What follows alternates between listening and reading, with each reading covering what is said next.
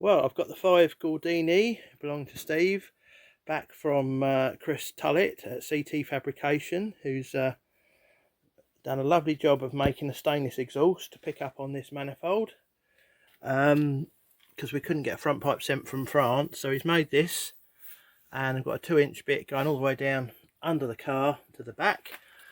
I'm not going to crawl down there, it's too late in the day. He's fitted these lovely seats which Steve supplied, so they look nice. I'm not going to look in the back, it's full of junk which I've got to figure out where it all goes.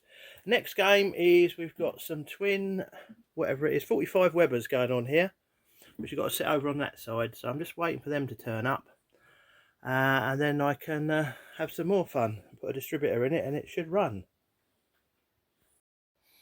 Right, well, this looks good in theory. This has just arrived this morning. Thank you, Gary Morris. It looks like possibly a copy. Some sort of, it's aluminium cast. But the problem I've got is there's no air intake for a servo, and also it won't actually fit in that gap without hitting all of this. And the alternator's in the way, so answers on a postcard. Right, well, I've put 2 studs in just to give us an idea where we're going with it, and doesn't really like the idea of fitting on there. I'm going to try on another head that's off to see if it fits any better, but that,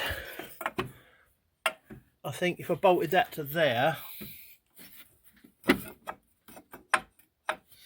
it's definitely going to hit this bit here. It does. Where's my big hammer?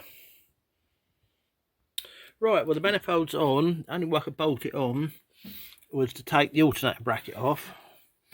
We've got, this is too high at that point there, I think.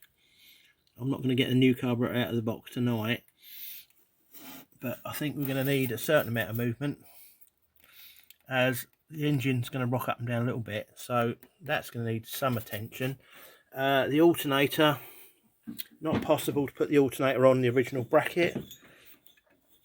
Got, I think, going to have to do, because it is designed for these pulleys to line up here, so I'm going to have to mount the alternator further forward and put a shorter pulley on it, or find another alternator which will fit there in that gap, because I can't move that back into that space by 1.5 inches, can I? No, he says. Right, okay, so I've got the bulkhead down a bit using a block of wood and a hammer. You can still turn the steering and the clutch pedal still works, so all should be good. Right, this is the manifold which I've been given to fit. These are the Webers that I've been given to fit. What appears to happen, unless I've got something completely wrong, is that the 2 bolts at the top obviously need to fit like that. Now that don't fit that, unless there's some other bit I'm missing. I'll have to have a look. Good job, I like a challenge. Right, Mr. Groves, what do we do about the fact that the 2 carburetor spindle nuts will actually touch each other? There's no gap between the carburetors. Answers on a postcard? Because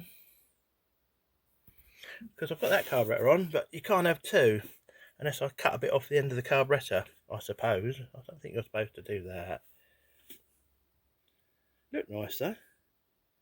Right, after a bit of engineering from my famous friend Phil, he has only managed to file them nuts down, and we've got a feeler gauge that goes through the gap there, so you can put a feeler gauge through there and that's fine.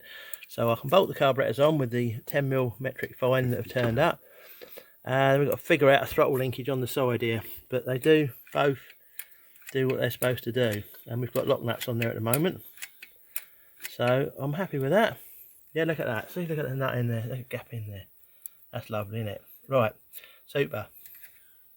Well, I've had enough today, but quite good progress. We've got the carb sitting on here.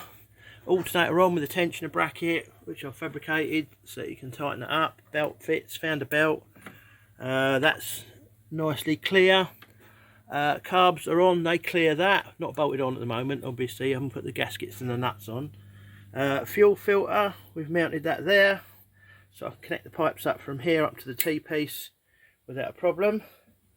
We've got what we got over here.